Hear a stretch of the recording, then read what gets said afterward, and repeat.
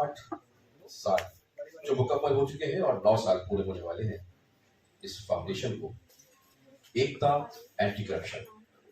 और इस एकता anti corruption के जितने भी मेहमान यहाँ मौजूद हैं, मैं उन सभी का दिल की गहराई से इस्तकबाल करता हूँ और उन सब के लिए एक मर्तबा ये जरूर दरखास्त करूंगा कि एक मर्तबा अपने लिए जरूर शामिल हो जाए। दोस्तों, आज का हमारा ये बहुत ही खुसूसी और खास प्रोग्राम है जिसके लिए हम सब जहां ऐवान गालिब में जमा है। Ekta anti corruption national worker conference है और इसमें हम उन लोगों को, जितने भी लोग हमारे पास यहाँ मौजूद हैं, हम उन्हें सम्मान से नवाजेंगे, उनका दिल की गहराई से इस्तकबाल भी करेंगे और जहां तक मुमकिन हो सकेगा वो हमारी सराहना होगा। तो बहरहाल हम आज का प्रोग्राम, जिंदा रहना है तो हर सांस हुकूमत से ना मांग, असल मुंसिफ खुदा है, अदालत से ना मांग, जिंदगी भीख अगर है तो ना मिलना बेहतर, और अगर हक है तो फिर इतनी शराफत से ना मांग। तो इसमें अजीज पाशा साहब को सम्मानित कर रही है। सभी के लिए हम, ये बहुत ऐसा मौका होता है कि जो मुझ जैसे के पास तो कभी अभी आया ही नहीं है और ये बड़ी खुशी की बात होती है दोस्तों। बड़ी मेहनत और लगन के बाद जब यहाँ का इस मकाम पर हम पहुंचते हैं तो हमें एक गर्व महसूस होता है कि हाँ, हमने हिंदुस्तान के लिए कुछ काम किया है, हमने एकता एंटी करप्शन के बैनर तले हमने कुछ ऐसा काम जो सही है कि यहाँ उनके सम्मान भरपूर तालियों के साथ तालियों में कंजूसी मत कीजिएगा। अवार्ड आपका भी है, अवार्ड आपका भी है। भारत के सभी राज्यों के प्रदेश अध्यक्ष, उत्तर प्रदेश के डॉक्टर ताहिर हसन साहब, गुजरात से महेंद्र जी हैं, मुंबई से हैं, और हमारे राष्ट्रीय कमेटी एसपी शर्मा साहब भी, और सैयद अजीज पाशा भी मंच पर तशरीफ फरमा है। आज बस इतना कहना चाहते हैं कि एकता एंटी करप्शन पूरे भारत के अंदर इतना बड़ा संगठन बना चुकी है कि आने वाले समय में देश से भ्रष्टाचार मिटाने में सबसे आगे एकता एंटी करप्शन रहेगी। आप लोग देश में हो रहे करप्शन को मिटाने में एकता एंटी करप्शन भारत सरकार देश हित में कार्य करेगी। और जो आज हमारे पदाधिकारी सम्मानित हुए हैं, मैं उनसे कहूंगा कि वो जाए अपने क्षेत्र में एकता एंटी करप्शन के कार्यकर्ता और मेंबर को ज्यादा से ज्यादा तादाद में बनाएं। जितने एकता एंटी करप्शन के भारत में कार्यकर्ता और पदाधिकारी मौजूद हैं, सब एकता एंटी करप्शन के पदाधिकारियों को मैं बहुत बहुत बधाई व शुभकामना देता हूं कि उन्होंने आज एकता एंटी करप्शन को भारत के कोने कोने में पहुंचा दिया।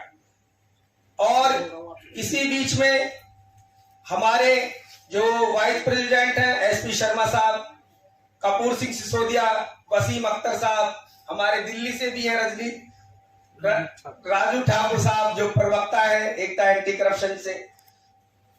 ये केवल कार्यकर्ता सम्मेलन था, इस वजह से आप प्रवक्ताओं को बोलने का वक्त। एकता एंटी करप्शन का राष्ट्रीय कार्यकर्ता सम्मान समारोह था जिसमें हमने जो एकता एंटी करप्शन के पदाधिकारी और कार्यकर्ता अपने जिले में, अपने प्रदेश में अच्छा कार्य करते हैं, उनको हमने सम्मानित किया। और इसी तरीके से एकता एंटी करप्शन हर साल अपना राष्ट्रीय कार्यकर्ता सम्मेलन और समारोह में होंगे। तो सर 9 साल का जो कार्यकाल रहा है वो किस तरह से रहा? सारे हिंदुस्तान भर के प्रतिनिधि यहाँ पर आए हैं और तो वो अपने अपने राज्यों में जो करप्शन के बारे में वहाँ पर क्या क्या लड़ाइयाँ और क्या क्या आंदोलन हुए उसके बारे में उन्होंने कहा। हमको खुशी होती है कि इतने सालों के बाद आज मुख्तलिफ राज्यों के जो डेलीगेट्स यहाँ पर प्रतिनिधि साथी जो आए हैं, तो हम चाहते हैं कि इस लड़ाई को और भी तेज करें, क्योंकि हिंदुस्तान आज अगर हम पूरे वर्ल्ड लेवल के ऊपर देखें तो हमारा नंबर जो है ना 40 से 39 पे आ गया है। तो हम चाहते हैं कि इंडिया जो है ना तमाम करप्शन से पाक साफ रहे, इसलिए कि इसका इम्पैक्ट है ना हर एक के जीवन के ऊपर पड़ता है। ऑफिसों से लेके, पुलिस एडमिनिस्ट्रेशन से लेके, जुडिशरी से लेके, कोई ऐसा शोबा नहीं है जहां पर करप्शन नहीं है। तो इस करप्शन के लिए जब तक तमाम लोग आवाज नहीं उठाएंगे और कमर कस के मैदान में नहीं उतरेंगे, तो इस रिश्वत को और करप्शन को खत्म करना बहुत मुश्किल है। मुझे याद है जी, अब तक कम से कम 20 राज्यों में ये संस्था काम कर रही है और अपने अपने राज्यों के जो वहाँ के जो समस्याएं हैं उन तमाम को लेकर वहाँ पर आंदोलन कर रहे हैं। और कुछ ऐसे करप्टेड ऑफिशियल्स हैं और वहाँ पर जो चल रहे हैं, तो उसके बारे में ये लोग उनको एक्सपोज करना, उसके खिलाफ लड़ाई लड़ना और लोगों को लामबंदी करते हुए अगर इन चीज़ों को और भी मजबूत करेंगे तो कोई वजह नहीं कि हम जो है ना ऐसे ये ना हो।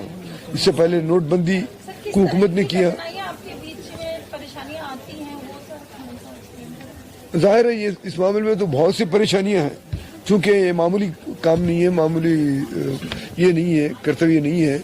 इसलिए कि समाज के मुख्तलिफ शोबों में जो करप्शन जिस जरिए से अंदर घुस चुका है, जाहिर है वो तमाम लोग खामोश तो नहीं बैठेंगे, तो हमारे पास रुकावटें डालेंगे, हमको परेशान करेंगे।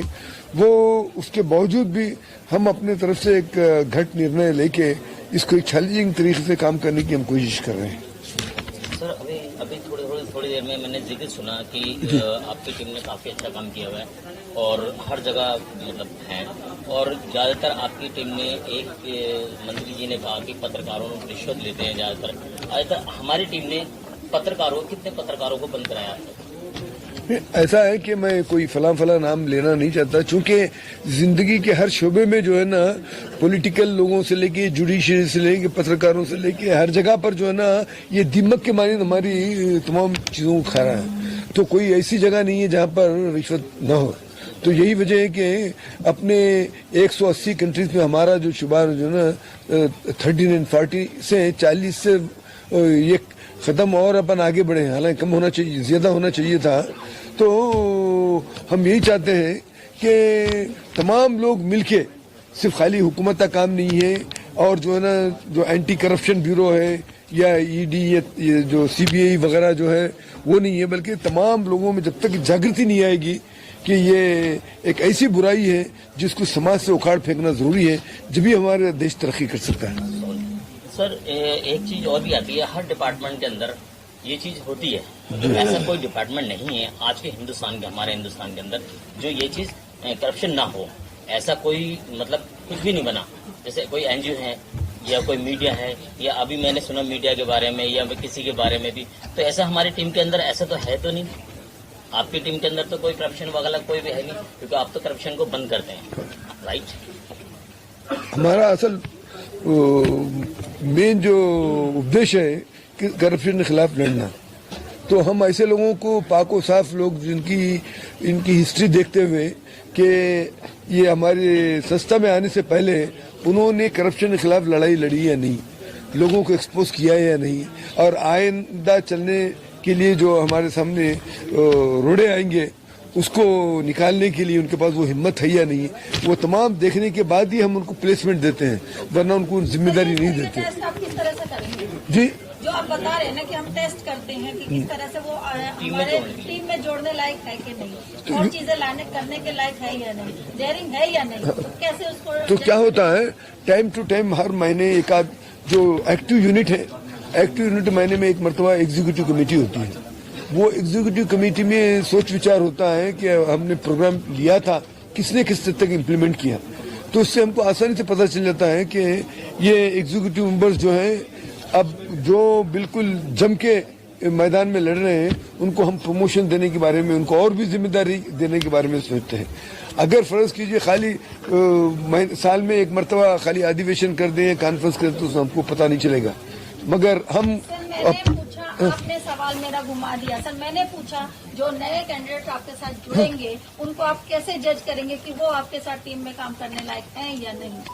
नहीं, मैं उसका वही जवाब दे रहा था कि जब हम अपनी एग्जीक्यूटिव या काउंसिल में बैठते हैं तो उसमें हमने इनको जो कर्तव्य दिया था वो किस तक जो है ना उसको वो लोग अमल किए।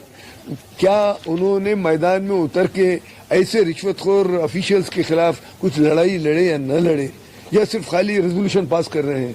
तो हम उन लोगों की प्रैक्टिकेबिलिटी, उनके असल मैं अपना सवाल एक बार फिर आपके साथ दोहरा रही हूँ, तीसरी बार कि मैंने पूछा फ्रेशर को आप कैसे जज करेंगे? एक बार खाली फोटो दिखा देना। तो राजनीति के अंदर भी इतना बड़ा करप्शन है। हम लोग टिकट बांटते हैं, उसमें पैसे लेते हैं। हम लोग किसी का काम करते हैं, उसमें पैसे। अरे जब हम टिकट का ही पैसा दे रहे हैं, जीत के जाएगा, आपका काम थोड़ी करेगा। वो तो अपना पहले काम करेगा, उसके बाद में देखेगा।